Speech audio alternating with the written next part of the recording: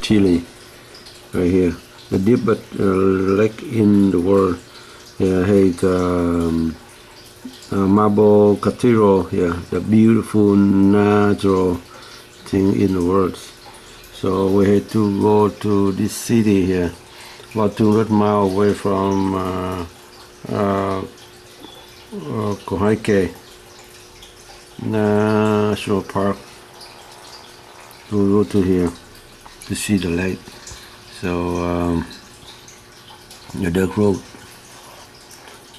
So if you smaller, yeah, you see in here a little smaller. See,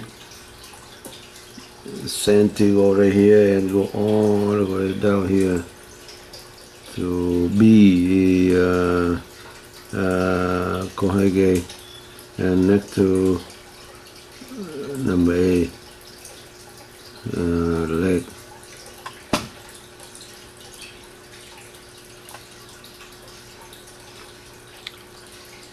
First we arrive in Santiago here, and we go to Valparaiso, the port here, to dock, and we get a ship, go to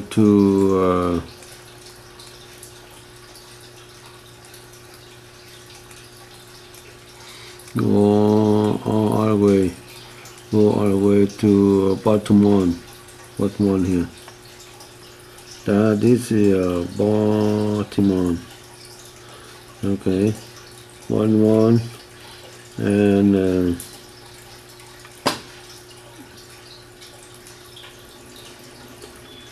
that's the Baltimore.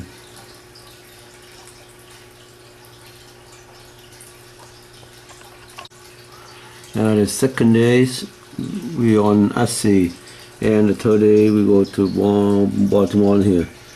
I think we may have to get in channel at Cancun here and go to Baltimore. Okay, and what the go to Baltimore here? Let's see.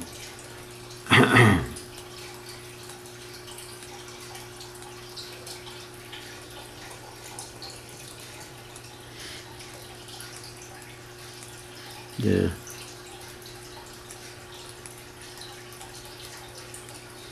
I think we go in this channel here. That's Akun here. And I'll go to here. I'll go to Beaumont. And the third days we go to Castro.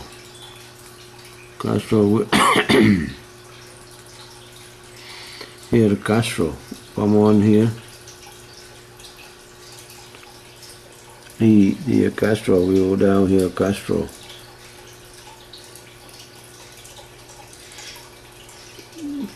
Here. And the next day, Vieto Chacabuco. Go to Chacabuco number E. You go all the way, go to Chaco, E-way, right here, go to Chaco.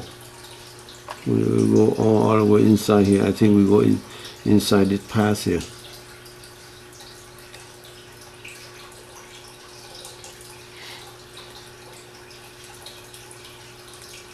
Castro here, we go inside the pass here, inside here, we go inside here.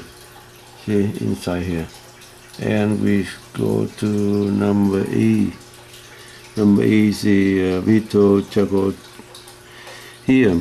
Remember here, number E here near about 40 kilometers, 40 miles from B, from Kohaki, Coyhaique,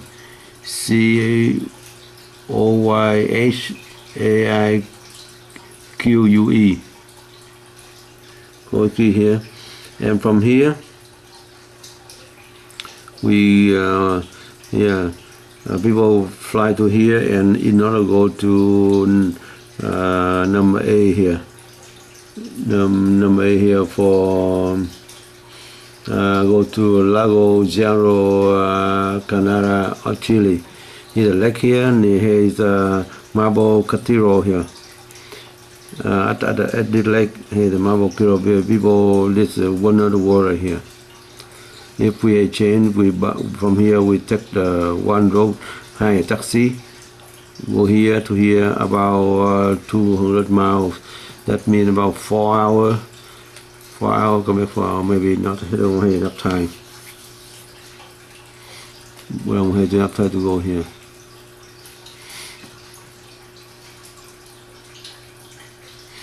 Okay, anyway, and that's where we here in, let's see,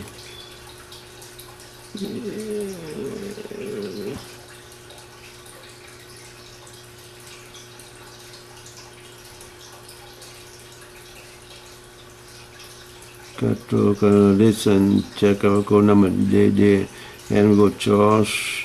And go 6, number 7, number 8, and 9 go to until Vita Arena here.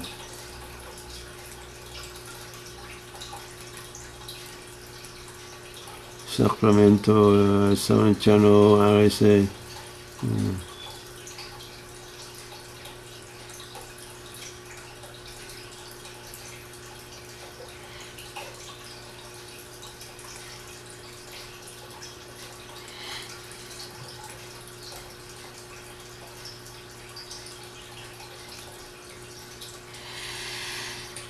So number A, bit of the road near that, and now after that we get out. We go number F. Number F here. We go down here. Okay, number E here. Number E, then we go out. Wow, a lot of eyes here.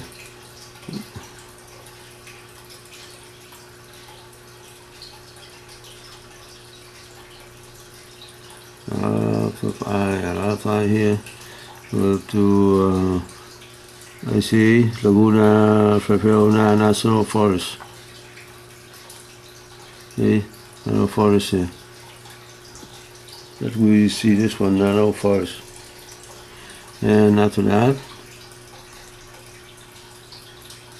we go past that. We don't stop there. After that, we go to a lot of Bass Island research here. We go here and Win Baltimore and Win here, Winston. Nice side Japan, and we go to number F, Amita Glacier, and number G, Seminole Lake, the lake here. And we keep going F, G, and straight up more and H. Now we go to H.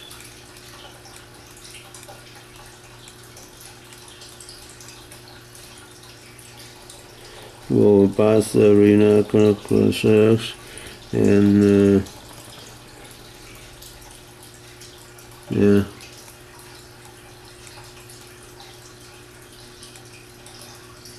Now we go to Vita Arena here. Vita Arena. Yeah, Vita Arena right here. Vita Arena here. We have nice resource, nice Laguna.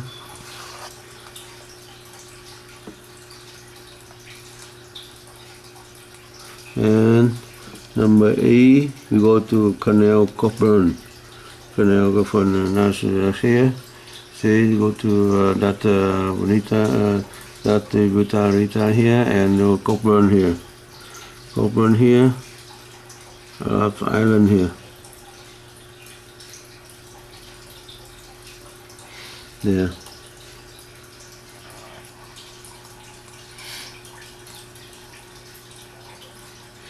number G. Now number G, big old channel. Where we go channel here. Where big old channel number A. Here, big old channel here. Number A here, and we go to big old channel here.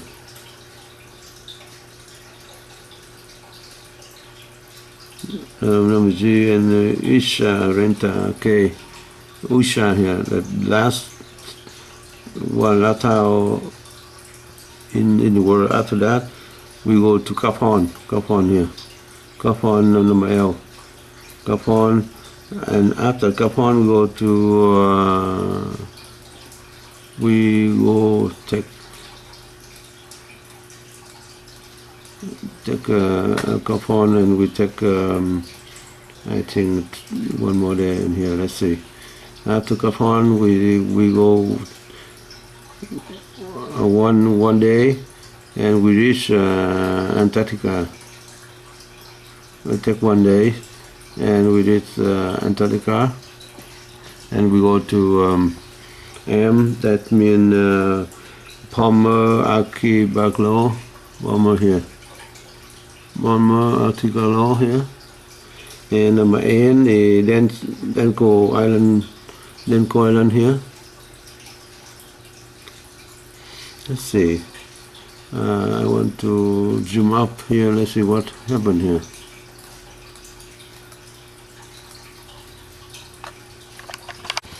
Here's the M.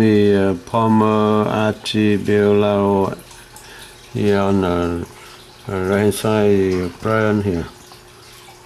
Brian and small island here. Small island here in the Mount Perry here. This is Mount Perry. Mount Perry here. Okay, on the left hand side, look into the map. Mount Perry.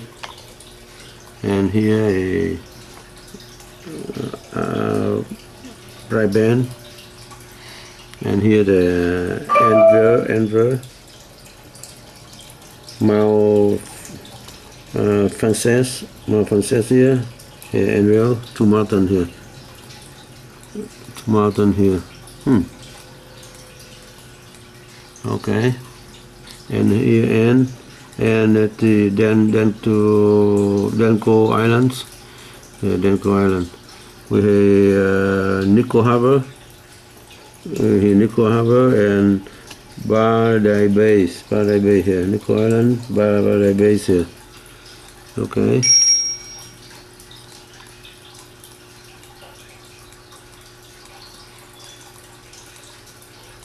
And Seal Cove here. Seal Cove here. Yeah. Trinity Island. Trinity Island here. Yeah. Who? And we see Whole Season Island here, and Lee's Island here. Lee's Island. So in the top, if you warm up a bit, see that island down here.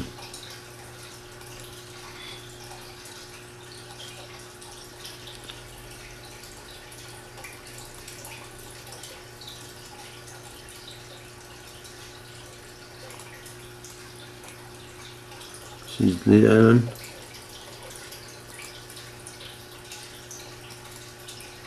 See here, next to the Brabant and Lee's Island. The island and Whole Season Island. Whole Season Island and two Hammock Island. Two Hammock Island. And Trinity Island. Okay. A small island here. And over here, Astroville Island here, Astroville Island.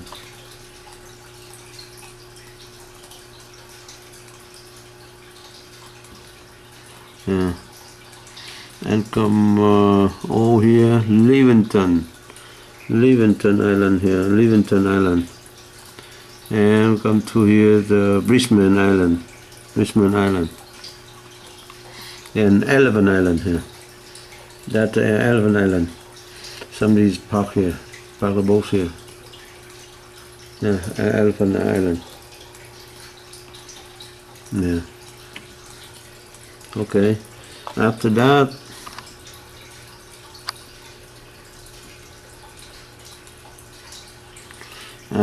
we come back.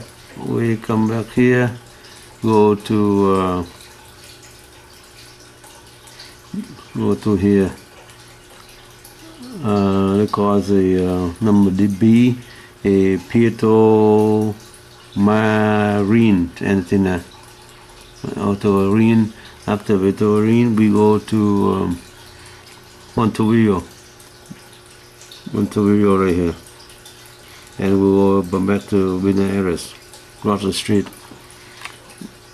The whole 22-day journey.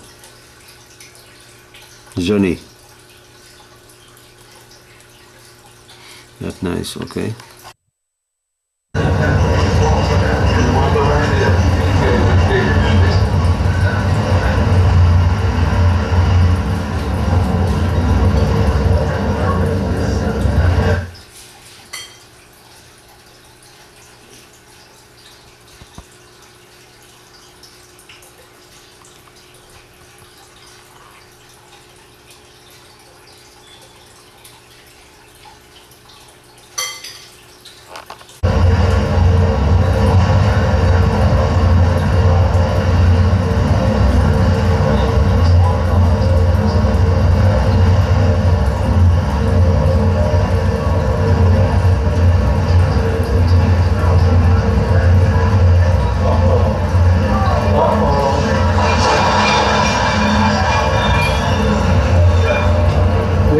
This one sideways. They are coming a little bit back. Yeah.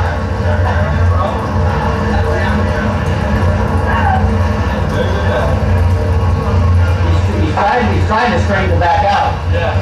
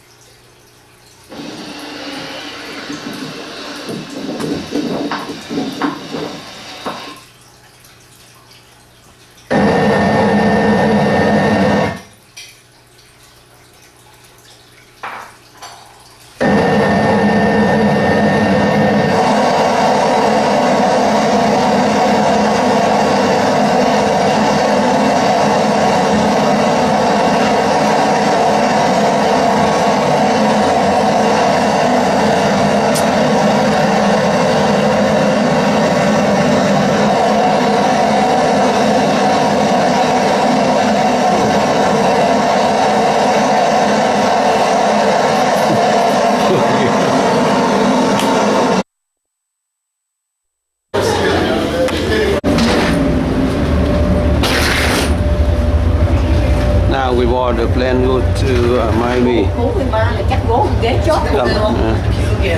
Miami. Night trip.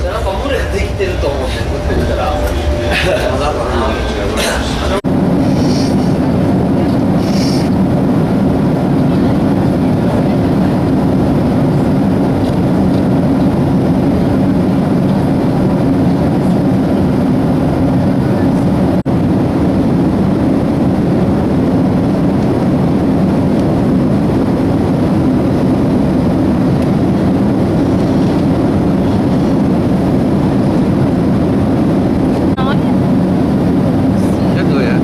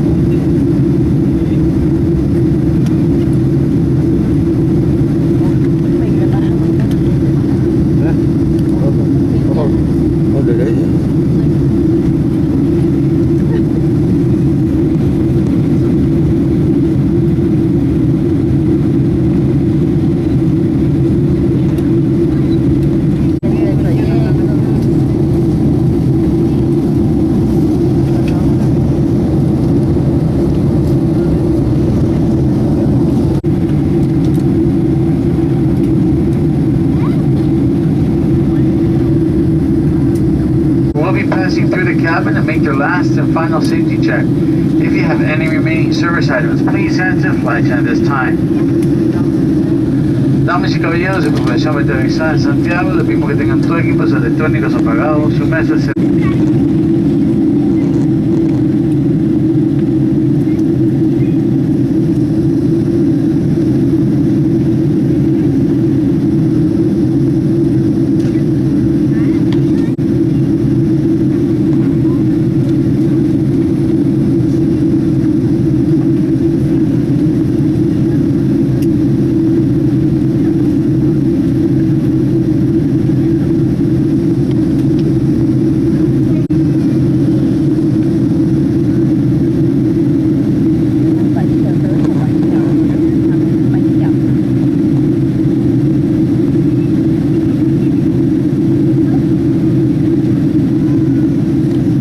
Landing in Santiago.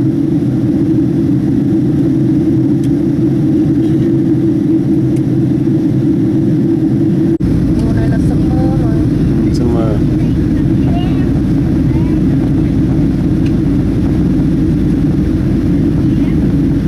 Nhìn cái đá này là biết được cô ấy rồi, kiểu Riverside. Cái này mùa đông lắm, cô ấy rất là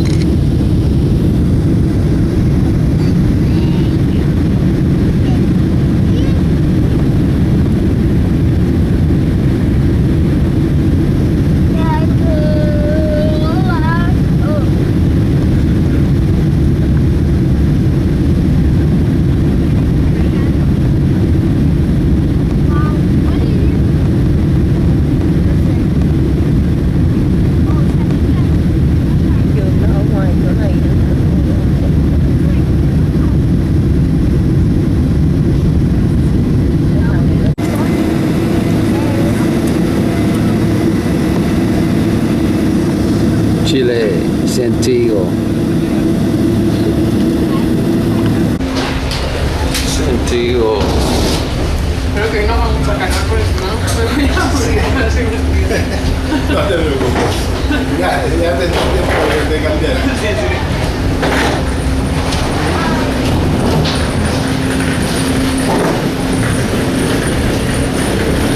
La desigualdad social Santiago Airport. y eso es porque tiene algún tipo de familia.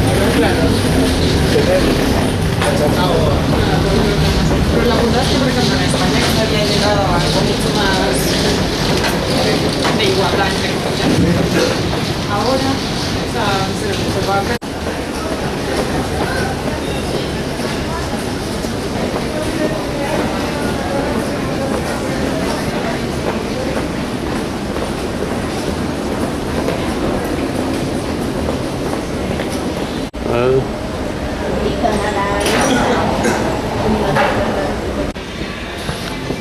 Santiago.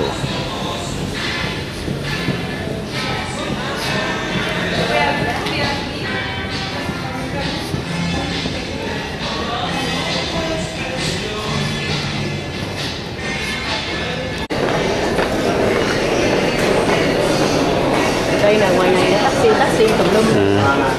Thôi mình đi tới xe bus mình đi vòng vòng ra chơi cũng được, khỏi còn kiểu chợ. Đây.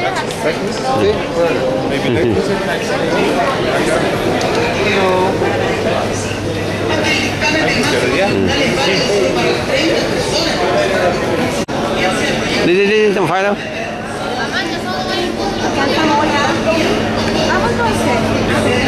Oh no, street here, hop.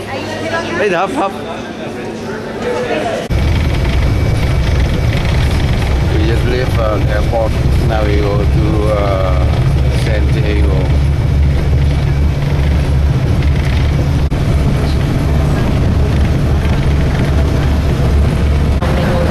Máy bay với mình.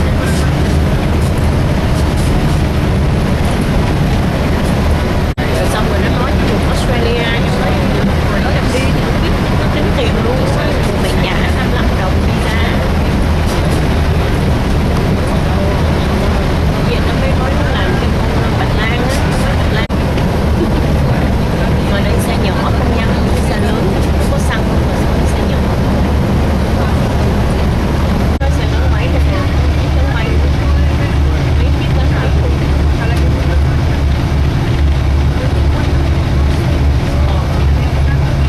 Sắp vậy là cũng không có yên luôn. Đến song sắt.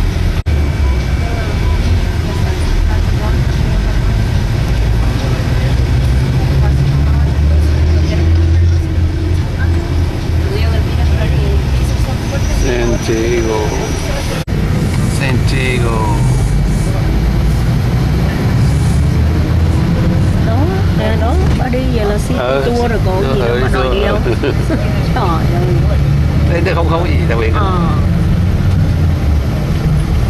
Cái thành phố lớn mà nó cũng nghèo quá, nó có vẻ nghèo.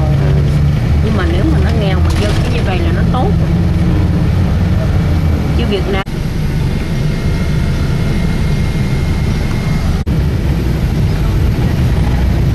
nó tựa giống như là Quito. Nghèo ha. Chịu quá là cô.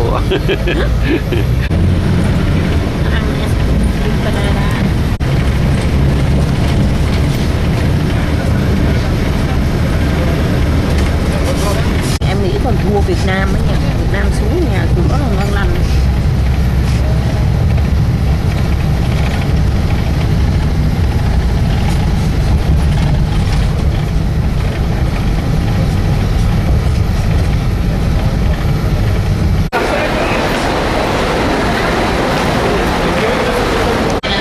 Paradiso.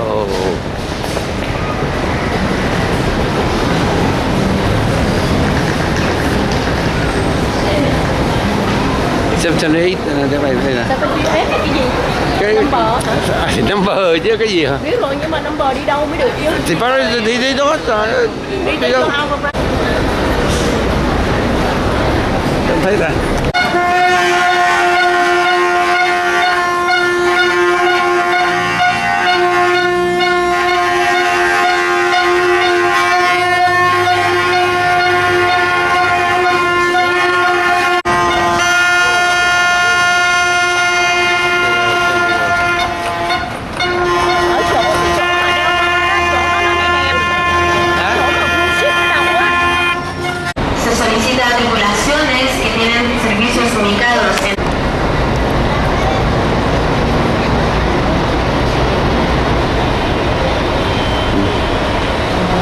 We wait for the bus to go to Valparaiso.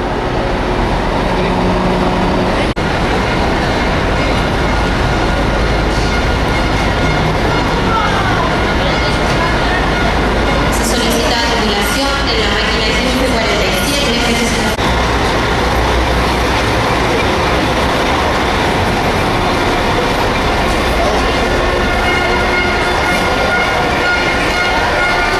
Woman.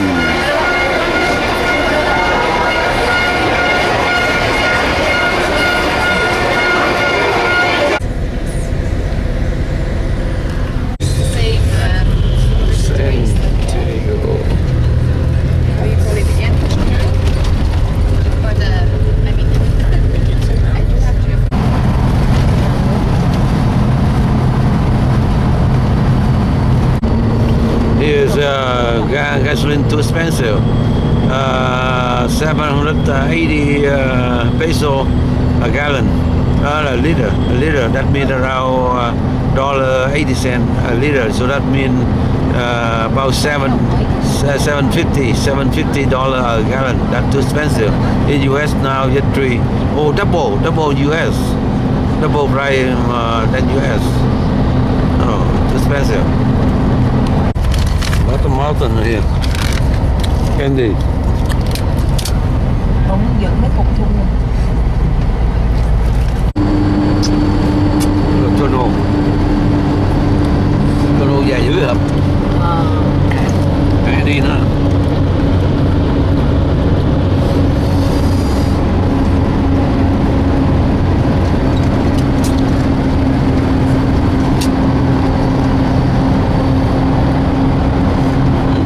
Đừng đi là núi vô núi dễ sợ không?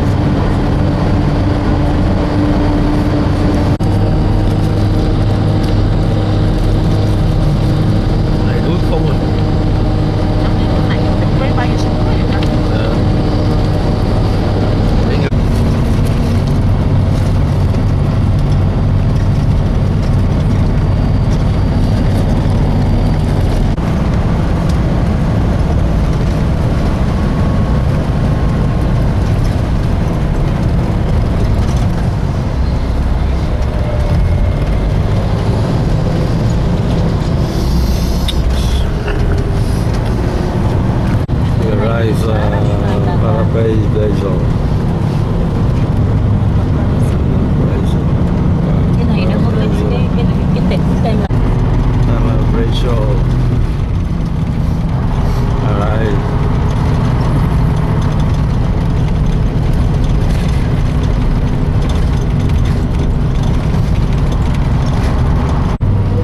Này tourist nhiều này. Này có tourist. Này tourist.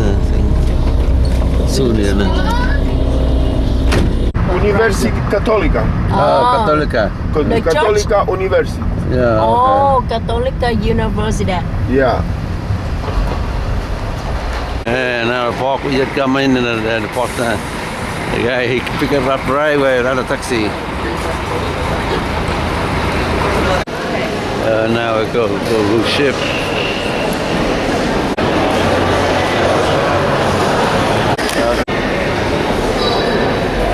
Ship là nhỏ, đang lên gốt người nữa phải không? 1.200 người check in rồi đó. Mới còn sớm mà đã 1.200 người check in rồi đó. Maximum speed có 21 knot thôi, không có chạy nhanh được.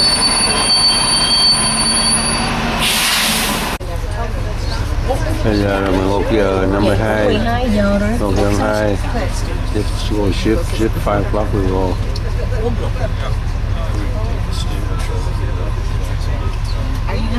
First time I've ever had my passport. Moto,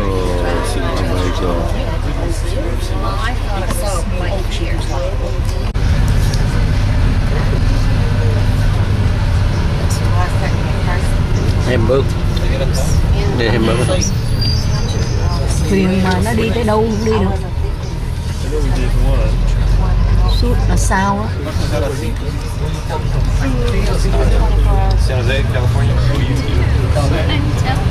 Thằng ông này từ San Jose à? Việt Nam.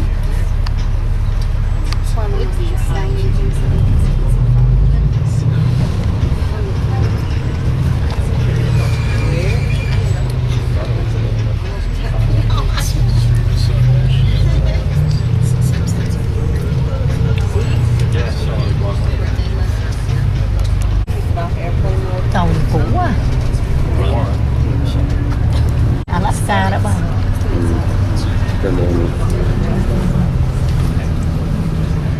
Tàu nó xưa dữ à. Happy holiday à.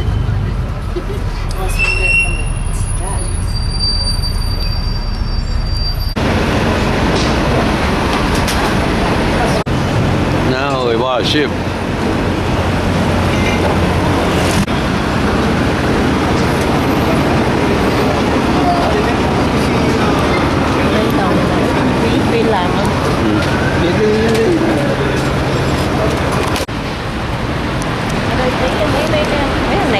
bạc nhiều lắm rồi.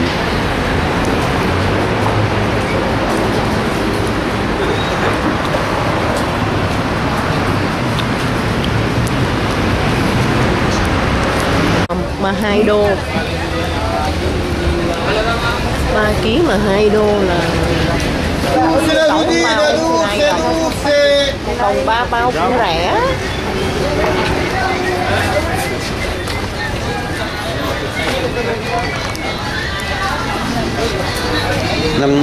Đồng kilo nè, đồng bao nè. Một đô 2 đồng chứ. Đồng bao. Đồng bao rẻ. Rẻ hả? Rẻ. Đồng bao rẻ cũng được. Đồng Mỹ nhiêu? Đồng Mỹ nhiêu? Ở Mỹ bây giờ này là phải 2-3 đồng, 3 đồng. Vậy làm bao hả?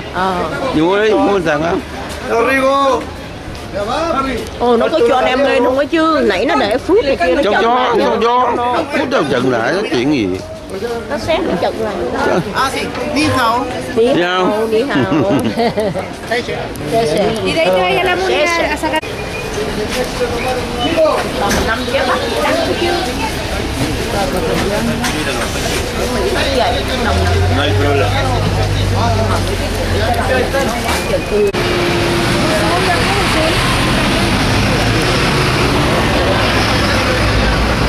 Chuối đồng kilo mắc.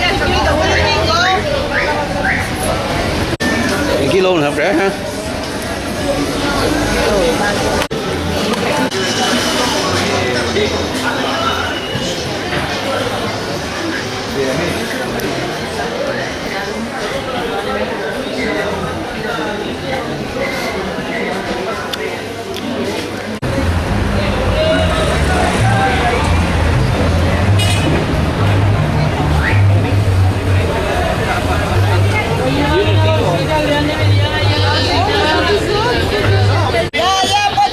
Habla español. Yeah. Muy poco. Oiga.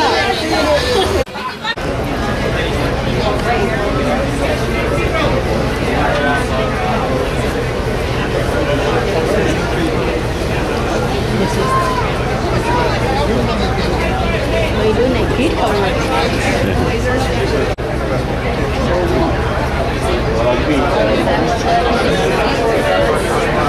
To ensure your safety. Your cruise director Kelsey will now continue with the safety briefing. Ladies and gentlemen, our crew members will now demonstrate the proper way to put on a life jacket. Hold the life jacket with the boat and stateroom number facing forward. Place the life jacket over your head. Snap in both buckles. Pull the straps tight until the life jacket fits snugly around you. Tie all loose straps to avoid tripping. Your life jacket has a whistle and a light to attract attention. The light turns on automatically when it contacts seawater. If you have not been able to reach your stateroom to get your life jacket, you will be given one when you assemble at your muster station. If power is not working on the ship, low level... Yeah, the top floor. Chụp cái cạnh cái nhà này nè bác. Yeah.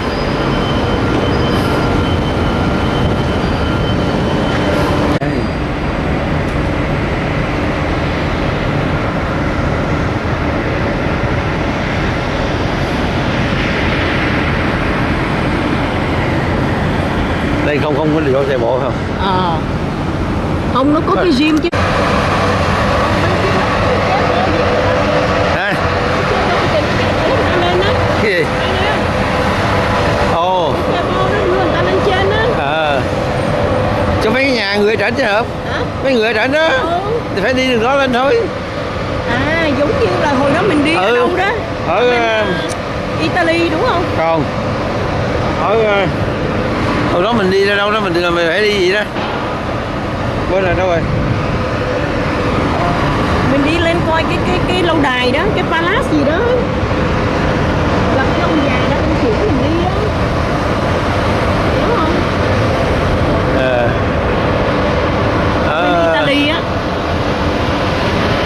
Bên Italy á. Đi chỗ nào? Genoa hả? Genoa, đúng rồi, Genoa. Genoa đâu đi đó? Không. Đâu đó?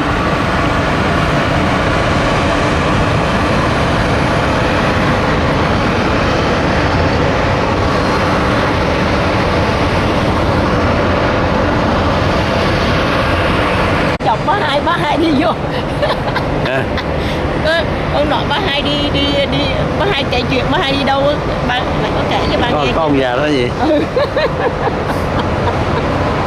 Cái bà kia bà dưới bá hai ngồi. Hả? Bà dưới bá hai Đi ai? hai đi cũng đi ăn đó, ăn với ổng này kia ra cái dinner dining room này kia đó. Cái sao gì hết cho nó.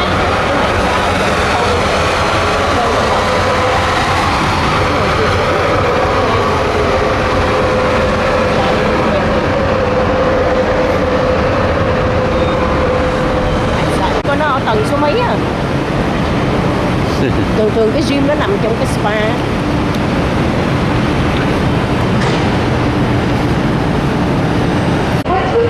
That's for a bon voyage sailing party. For there will be live music as we sail away from Valparaiso. Again, that's on deck 12 forward right now. Deck 12 đi xuống đi. So, you're on board. Now at 5 o'clock, the ship about to leave Valparaiso, Chile, to go to another city. Here, the last look at the city of Valparaiso. Again, that'll be at 9:30 tonight on decks 7 and 8. I thank you so much for listening, and once again, welcome aboard, and I'll see you there.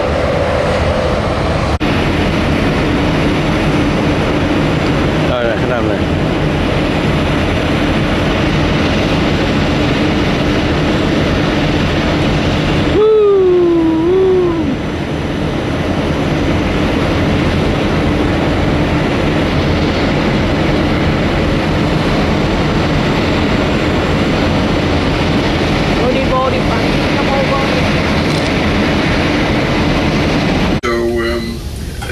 That's why we had to change bunker barges halfway, and that's holding us up a little bit. Once we get out of here, I think now it will be close to 7 p.m. We'll put the pedal to the metal and we'll be running as fast as we can. I'd like to warn you already that it will be quite windy outside during the night of tomorrow. They're predicting about 25 to 30 miles wind head on. We put on another 20, so be very careful on the outside decks when you try to open the doors to the outside decks and balcony doors. Most of the swells should be head on as well, but if the ship moves, then please remember that bathroom doors like to slam shut from those magnets and claim your fingers, so be always on the lookout for that. Then if you have kids with you, this time of the year we don't see many kids, but set up a reporting system with them so that you know at all times where your kids are. We cannot turn the ship around every time you cannot find your child, so you're responsible for that. Also, we have no lifeguards in the swimming pools, so you have to supervise your kids spending.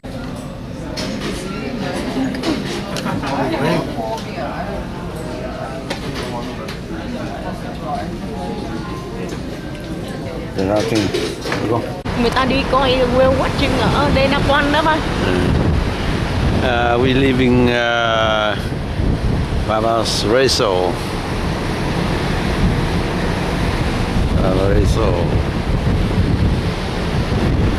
Ô, ngoài này cũng đẹp không? Nãy không thấy ngoài này nè. Này nè. Đâu có, nãy nó đậu trong kia, đâu ra chỗ này đâu. Mình không thấy. Ngoài này cũng đẹp. Valparaiso.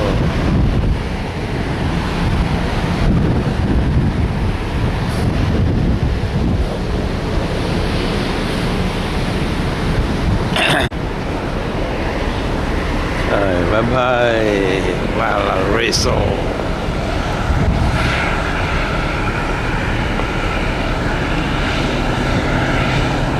See the map of routing here. The promotion Bietomon. Go down here. Go to Castro, Chile, Castro, and go down here. Go down here. And go out here.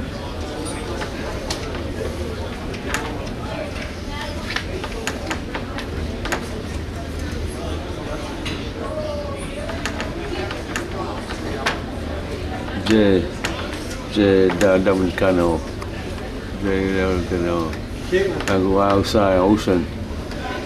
Go ocean, go ocean, go ocean. And go to here.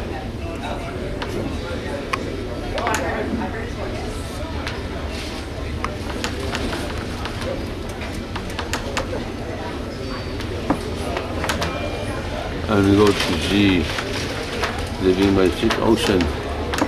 Living Pacific Ocean, maybe I should go to H, kind of Trinidad, and go to Fiji, see the Rio Laser F, go to F, Canal, Cemento, East, Canal Ray, Santa Clara. And then we know, see the trace, see the trace, see the trace. B.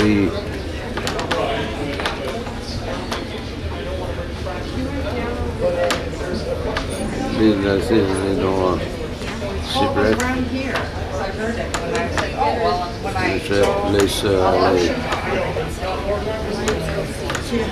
See the laser Okay. See down here the laser array. Hey, that's the horn. There's the horn. Yeah, that can help you go. I didn't get this far. That can help you go. For several days.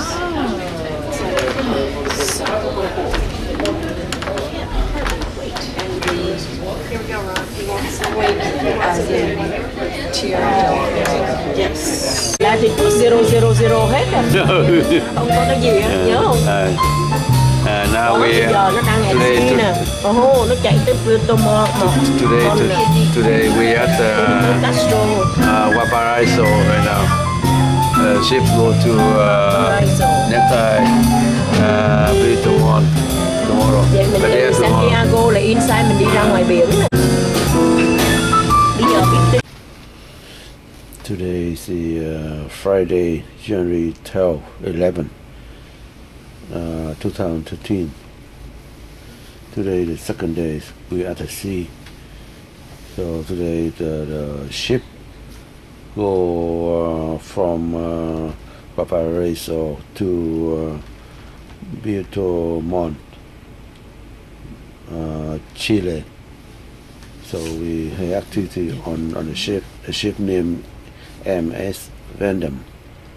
MS stand for Motorship Vendam, the city of Holland.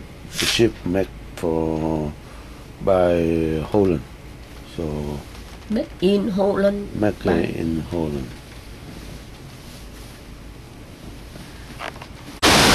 Worth watching. Worth watching.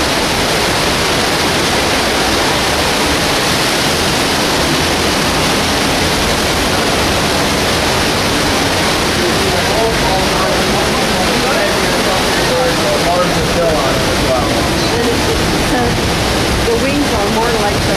I mean that changes as they fly. The real one that's hard to separate from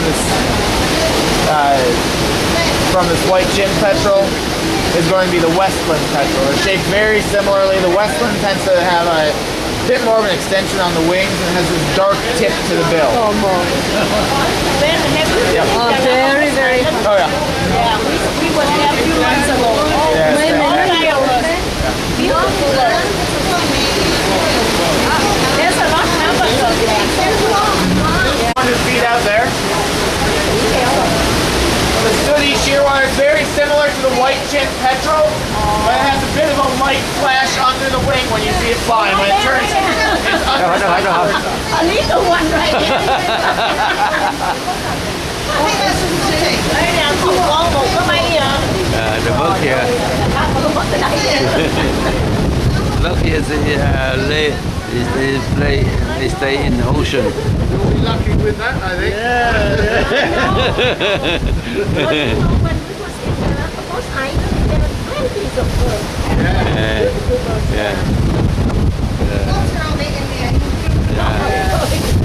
They just stay in and breathe.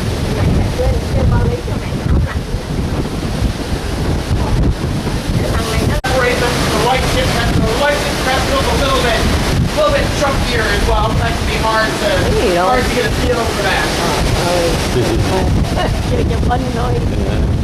Cũng hay chứ hả? Nó nói mấy con này nó ở này nó acting nhưng mà chừng nào nó vô trong bờ nó breathing, just for breathing. Oh, tức là breathing tức là xanh đó. Xanh Để chứ phải thở, đừng là breathing chứ mà.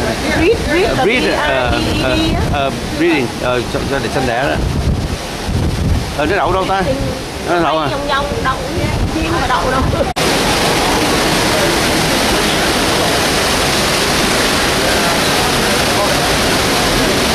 Bây giờ có thể có cái bossy whale ta.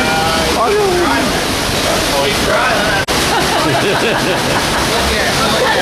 That's the only thing I haven't seen. 2 days. Like the travel guy said, working here never land. They just fly day and night, and sometimes they land on the water. But they only go to the land when they breed. That means they will have their mating season. Too rocky so far, I hope. I haven't really experienced any rough weather yet. For those of you that I have not had the opportunity to meet yet, my name is Benjamin. I'm your travel guide on board. One of the members. Puerto Monte Castro, then Chacabuco, that's all 3 tender ports, and after that we'll go down through the Chilean fjord, stopping by one of the glaciers over there, to Punta Arenas. Then we'll do Ushuaia. Then we're gonna sail down so you could use your hats, gloves, and all kind of stuff. It will be around freezing point, so around 17, something like that. Even it was snowing last time. It was entertaining. And then we're gonna go all the way straight up to Puerto Madryn, Montevideo, and 2 days in Buenos Aires. So you're the lucky ones because we can offer you the full flavor of Buenos Aires. Now, when it comes to the tours, the best way to get some info about the tours is most kind of where sometimes things are running as the locals want to run and not like we exactly. Happened, which changed the course of human history. HMS Beagle was busy mapping through the fjords of the region of Tierra del Fuego when the local Indians stole one of the ship's boats and made off with it. This was extremely inconvenient because they needed the ship's boat in order to carry out their orders to map the region properly, and it rather spoiled the initiation, if you like, of the young Captain Fitzroy, Robert Fitzroy, who had recently been appointed to command the vessel, and he really wasn't very happy. He'd been rather enjoying himself, mapping this remote region, starting to build his career, and then here with the inconvenient local Indians making off with his best ship's boat and totally disrupting his mapping program. So he tried to be conciliatory to begin with. He went into the local villages and tried to persuade them that they really wanted to give his boat back, and when that didn't work, he tried something a little bit of a harder policy. He kidnapped as many Indians as he could find. He put the Fuegians on his boat overnight and tried to force an exchange, Fuegians for my whale boat, as it were. But that didn't really work, because most of the Fuegians were extremely good swimmers, and so by the following morning, the only people left on deck were 3 small children. He returned 2 of them, but one of them seemed so happy to be aboard, and they couldn't really quite work out which family to return her to, that he just... The sky always damn like this, not clear. If I don't want something, I have a sign. I know this is Good. Good.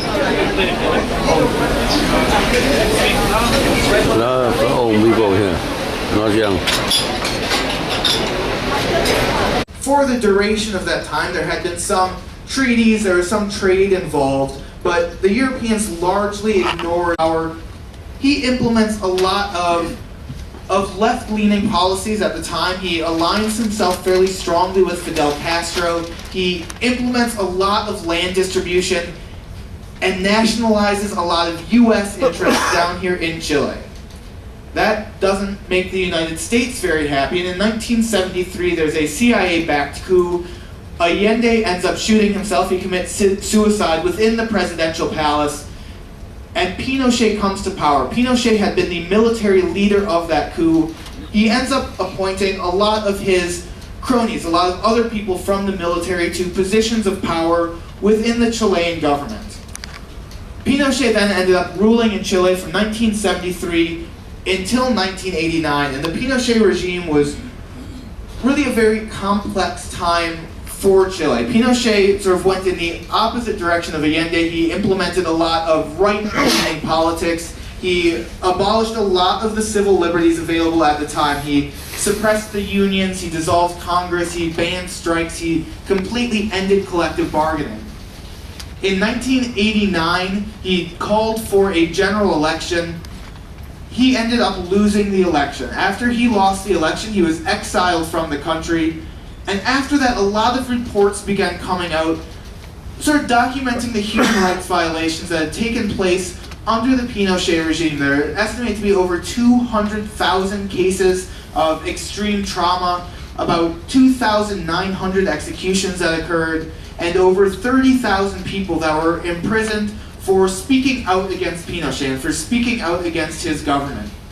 And really, the feelings are very strong to this day. This is all still fairly recent in history, and Pinochet was not actually arrested until early 2000s. He was then put on trial for human rights violations.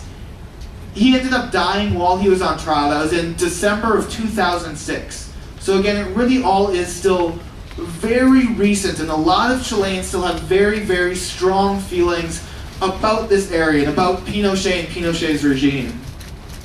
Now, despite the troubles of the past, today Chile really is one of South America's most stable, most prosperous countries. The current president is Sebastián Piñera. He was elected back in 2010.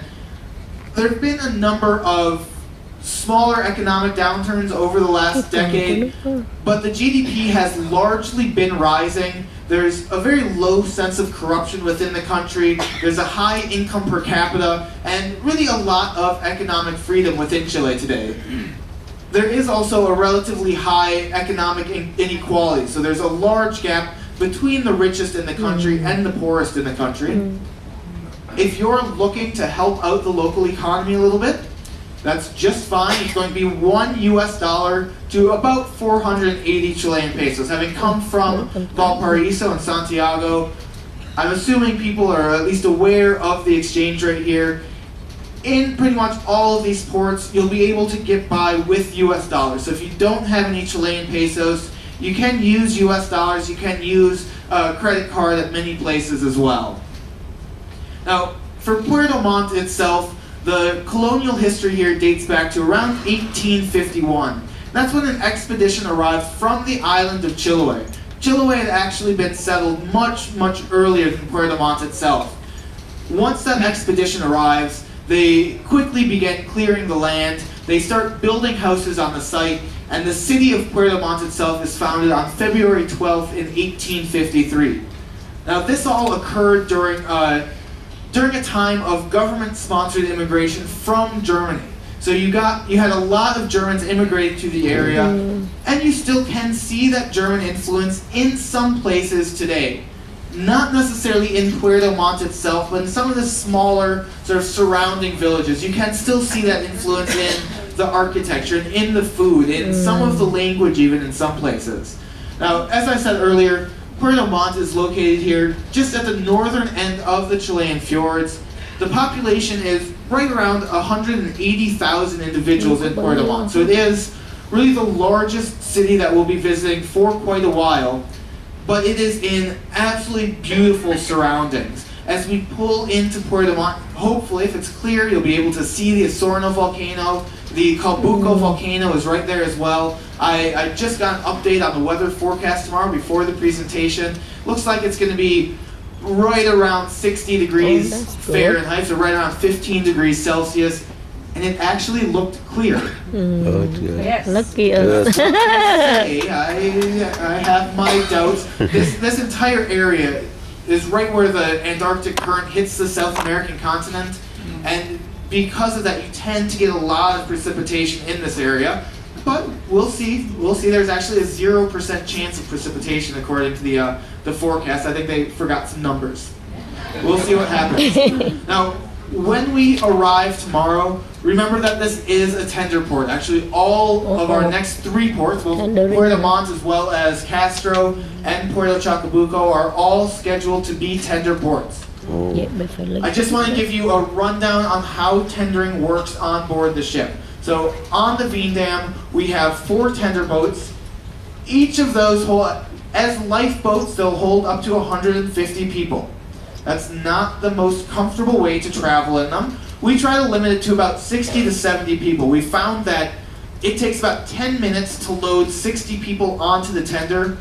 The next 10 people also takes 10 minutes. Because the seats are so few and far between, it takes much longer. So we average about 60 people per tender going over. Now, remember, we have about 1,250 people on board. If you do the math with 60 people in a tender and 4 tenders on board, we simply can't get every single one of you off within the first hour. Not necessarily even within the first 2 hours, but we do our best to try to get everybody off in as expedient of a manner as possible. Now, there are a couple different classifications for people on board the ship. We have those people that are part of a group on board, a private group. If you're part of a private group, your group leader will let you know exactly when and where you're meeting and then what time you'll be getting off. If you're going with a Holland America Line shore excursion, so if you signed up with shore excursions, check your ticket. It will say exactly where and when to meet. Most of those excursions, if they're going in the morning, are going to be meeting right here in the showroom at sea. So you'll come here, you'll get a sticker, and then wait for your group to be called, and then you'll go from there down to deck 3, down to where the tenders are located. For those of you that are on a floating, means that the exact angle of the ramp changes. When we're there at low tide, it's going to be a little bit steep going up that ramp. If it's low tide, it's perfectly flat. So do be aware of that.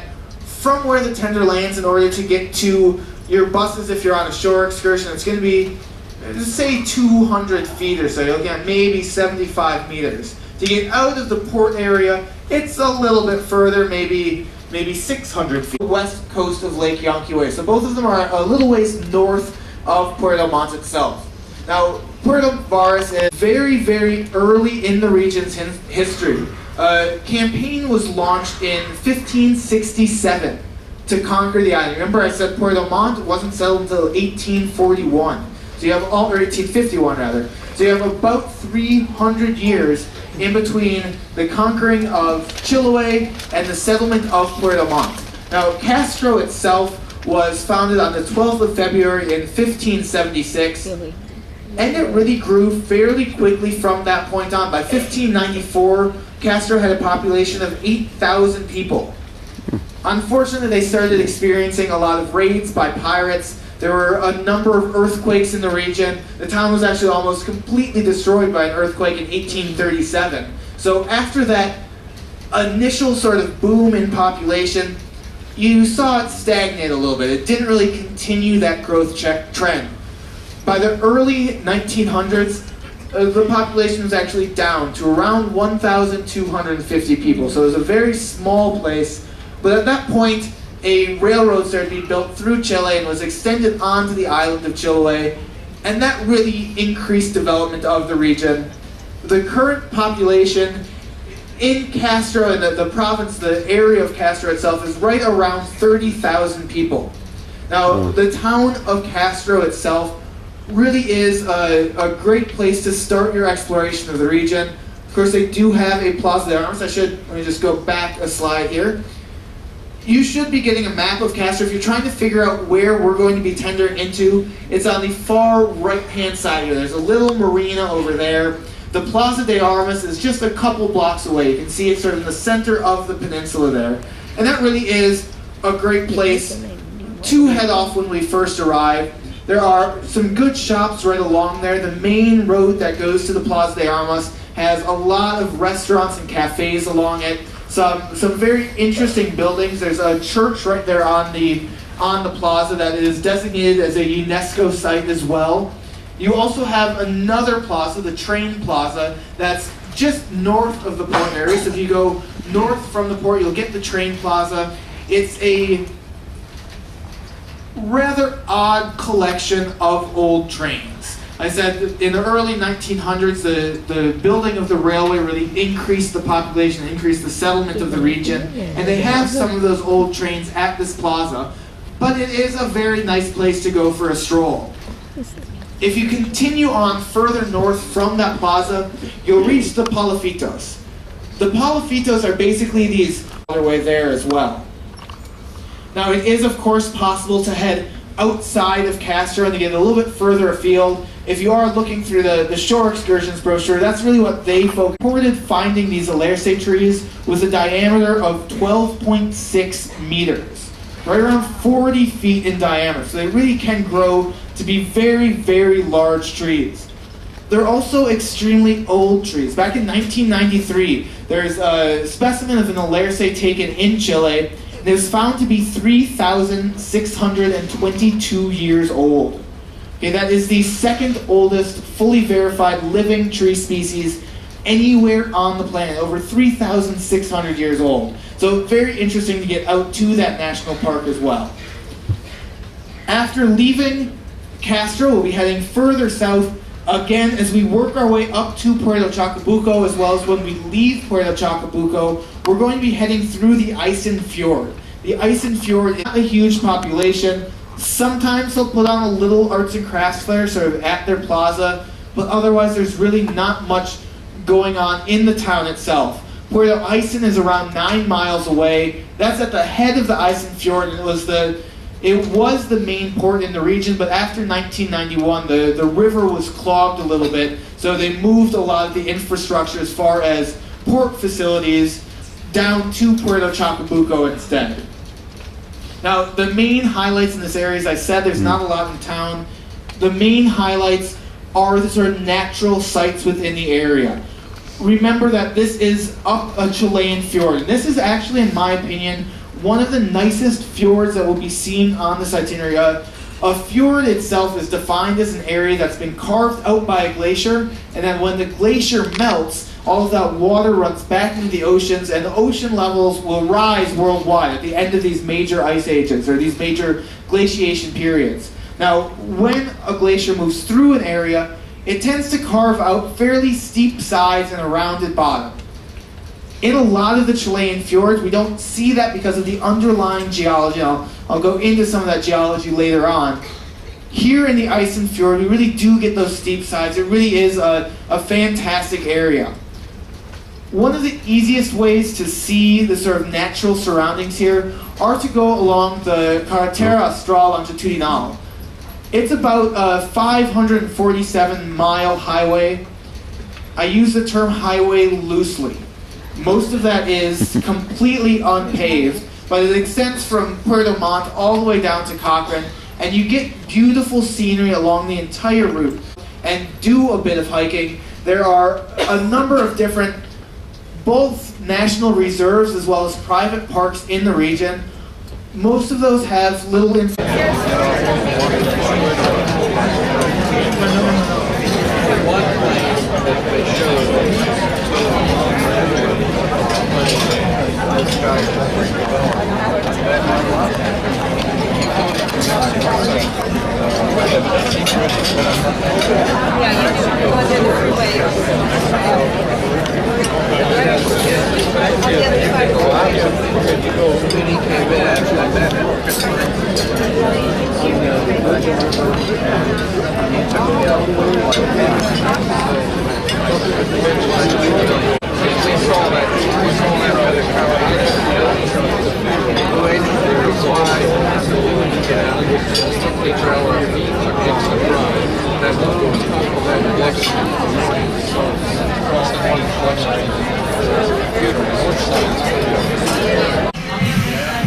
Big wave. Big wave. Ủa, còn sáng lắm mà. Sáng. Big wave. 9 giờ rồi mà còn sáng lắm, trời tốt đó chứ. 9 giờ mà trời vậy là tốt lắm rồi. Today là day number 3. Day 3. Vito Mon, Chile. The weather here is the chain of rain 60 degree F. Saturday, January 12, 13. So we arrive at 8 a.m. and come back at 4:30.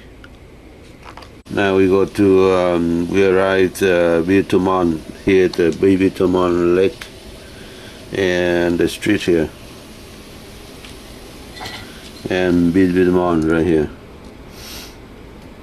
in Chile. Here the Lake district.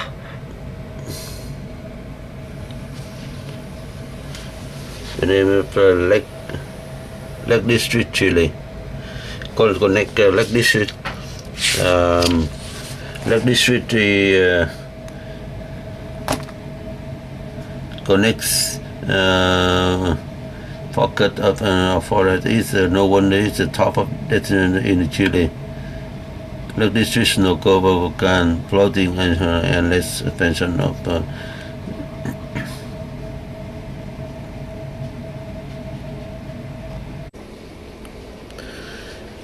Name of 12 large curved lake. The lake district there's no small lake at 12 river and stream lake to some of Chile richest freshwater fishing ground, 6 volcano in the district center, the highest in more than 9,000 feet. For the east, for past range from Rocan Andy into Argentina, and it has the region capital, a largest city near South San Diego. Terminate runway, it contains a portion of Van Highway connecting to straight up more than 16,000 miles from Antarctica to south the tip of Chilo Island. Portimon, the largest German community. German police first arrived in 1950. Here's the Lake District, map of Lake District. Here the scale is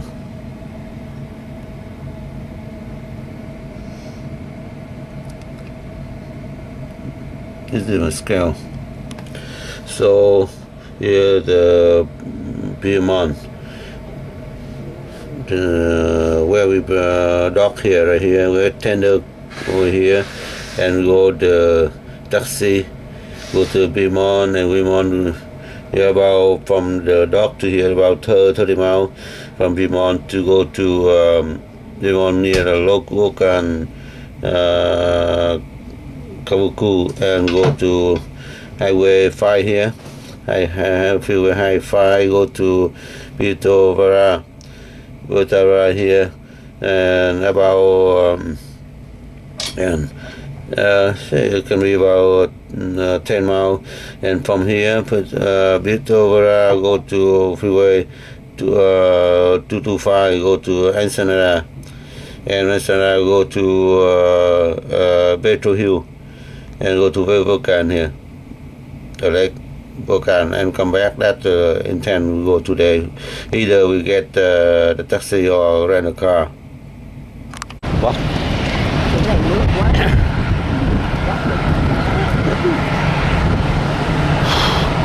Yeah. Beautiful month. Now it's 7 a.m. 1 more hour we arrive at the park.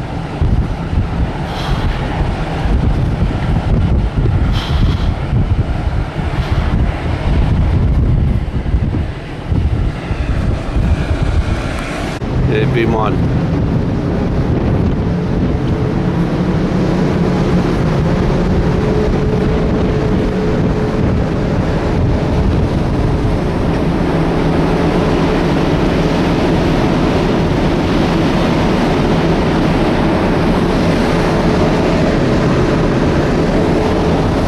Nước cũng xanh ha. The beach is black because of volcano. It's black. Volcan somewhere here. Đi.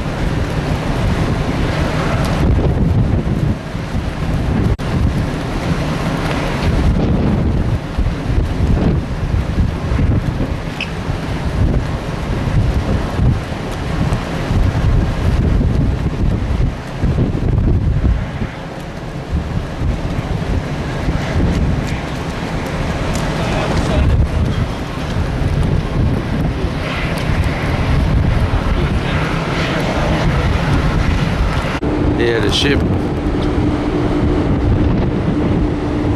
Yeah, ship now is around 9 a.m. and it said that they now set the ship tender too windy, so tender can't go to shore, so cancel all the shore excursion. So we stay on the ship today.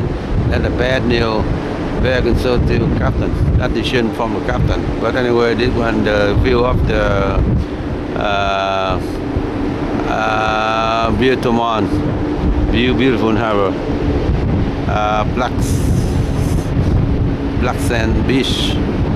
Yeah.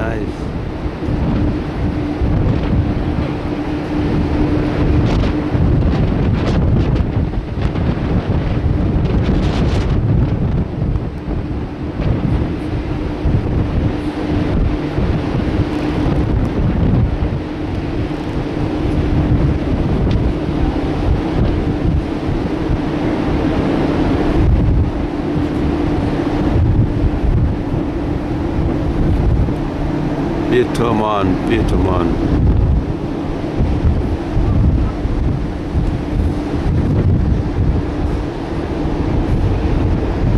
2 days later, on the 30th of January in 1820, Edward Bransfield did actually see the continent. He sighted the Trinity Peninsula, sort of northernmost point of the Antarctic mainland, rather. About 1 year after this discovery, in 1821, John Davis, who was a sealer who had come down to the region, is thought to have been the first person to actually set foot, to actually make landfall on Antarctica. And over the next couple years, you have other expeditions that are arriving in the region, that are discovering various other different pieces of land here. None of them really realized that they'd found this huge continent. It wasn't until 1840 when Charles Wilkes came down. He was in command of a U.S. naval expedition. It's not until 1840 that they actually realized they have discovered this massive landmass, that they've discovered a huge continent far down in the southern hemisphere. Now, by the turn of the century, exploration of the South and North Poles, or South and North Polar regions, was roughly even, but neither North Pole nor the South Pole had actually been reached. Finally, just before the turn of the century, there was a decision made to really explore all of those remaining undiscovered regions of the planet. And in Adrian de Gerlache. Now, you'll hear that name again because we're going to be heading through the Gerlache Strait as we're along the Antarctic Peninsula here. That expedition, the team became the first men to spend a winter in Antarctica. It wasn't necessarily by their choosing. They became trapped in the ice on the 28th of February in 1898.